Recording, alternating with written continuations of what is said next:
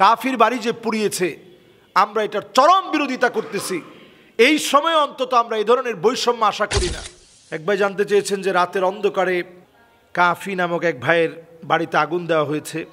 বসত বাড়িতে আগুন দেওয়া এটি ইসলামের দৃষ্টিকোণে কেমন? এটি জঘন্য অপরাধ, ইসলামের অপরাধ। ইসলামের দৃষ্টিকোণে জঘন্য অপরাধ মানুষের ঘরবাড়িতে আগুন দেওয়া। নবীজি সাল্লাল্লাহু আলাইহি ওয়াসাল্লাম যখন মক্কা বিজয় করলেন, তিনি পারতেন সেই দিন সব ভেঙে চুরমার করে দিতে, মাটির সঙ্গে মিশিয়ে দিতে তিনি পারতেন। নবী সাল্লাল্লাহু আলাইহি সাল্লাম তা করেননি। কচু কাটা করতে পারতেন, নবীজি তা করেননি। নবীজি পরিষ্কারভাবে ঘোষণা করলেন এবং জানিয়ে দিলেন, লা তাসরিবা আলাইকুমুল ইয়াউম, আজকের দিনে তোমাদের উপরে কোনো প্রতিশোধ নাই। আনতুমুত তুলাকা, সদ্য প্রসূত শিশু বাচ্চা মাত্র মায়ের পেট থেকে দুনিয়ায় আসছে, তার যেমন স্বাধীনতার কোনো অভাব নেই, তার যেমন কোনো দুশ্চিন্তা নাই, সদ্য প্রসূত শিশু বাচ্চার মতো তোমরা নিরাপত্তা লাভ করবে। একটু চিন্তা করেন, আবু সুফিয়ান রাদিয়াল্লাহু তাআলা আনহু ইসলাম গ্রহণের আগে কি পরিমাণ নবীজি সাল্লাল্লাহু আলাইহি সাল্লামের বিরোধিতা করেছে। উনি যখন মক্কা বিজয়ের পরে উনি যখন ইসলাম গ্রহণ করলেন, নবীজি সাল্লাল্লাহু আলাইহি সাল্লাম ডাইরেক্ট ঘোষণা দিলেন, মান আল্লাকা বাবা আবা সুফিয়ান, আবু সুফিয়ানের ঘরের দরজার ভিতরেও যদি কেউ ঝুলে থাকে, ফাহুয়া আমিন, ওই লোকটাও নিরাপদ। চৌকাঠ যদি কেউ ধরে ফেলে আবু সুফিয়ানের ঘরের, ওই লোকটাও নিরাপদ, তার গায়েও একটা আঁচড় দেওয়া যাবে না। সুবহানাল্লাহ বিহামদি। কি ইসলাম আমাদেরকে শিখিয়েছে! ইসলাম আমাদেরকে কেমন আচরণ শিখিয়েছে!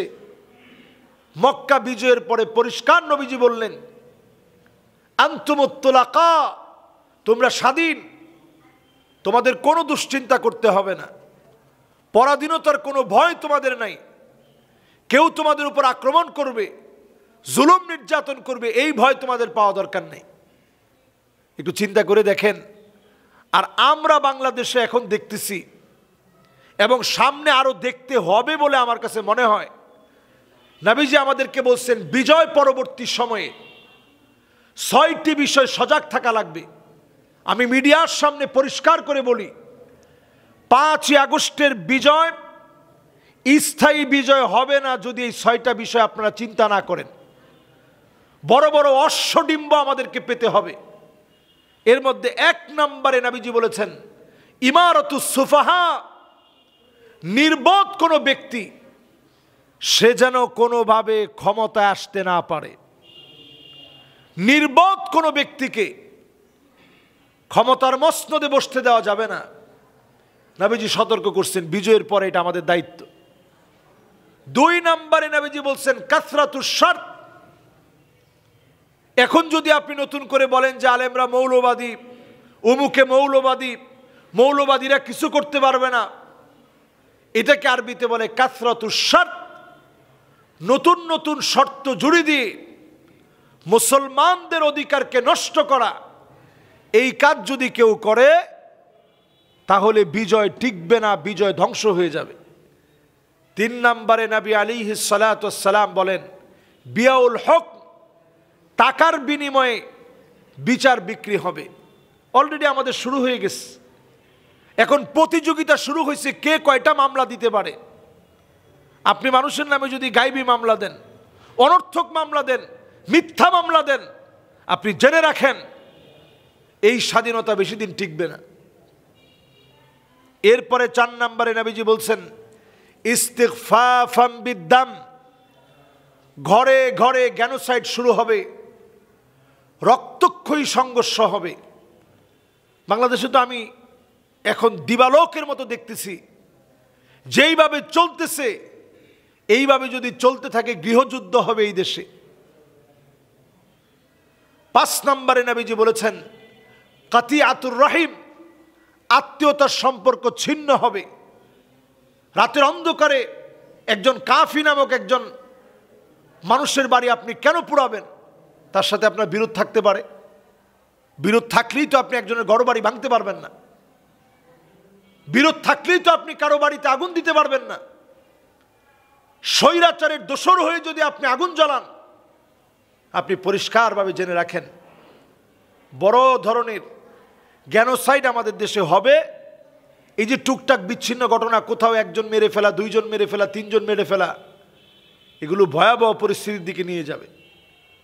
এরপরে নবীজি সাল্লাল্লাহু আলাইহি সাল্লাম ৬ষ্ঠ নম্বরে বলছেন কাতিয়াতুর রহিম মানে আত্মীয়তার সম্পর্ক ছিন্নের পর ৬ নম্বরে নবীজি বলছেন এমন অবস্থা হবে তোমরা দেখবে আকাল্লুহুম ফিকহান, যাদের বুঝ নাই জ্ঞান নাই, এই লোকদেরকে দায়িত্ব দেওয়া হবে। সব জায়গায় জ্ঞানহীন লোকদেরকে বসানো হবে।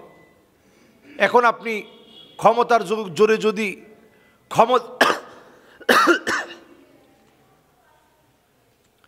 এখন আপনি ক্ষমতার জোরে যদি জ্ঞানহীন লোকদেরকে জায়গা করে দেন, মূর্খ লোকদেরকে যদি স্থান করে দেন, যেই কোটার জন্য মানুষ আন্দোলন করলো, ২০০০ মানুষ প্রাণ দিল, সেখানে যদি জ্ঞানহীনদেরকে আপনি দায়িত্ব দেন কোথাও, তাহলে স্ববিরোধী কাজ করা হলো।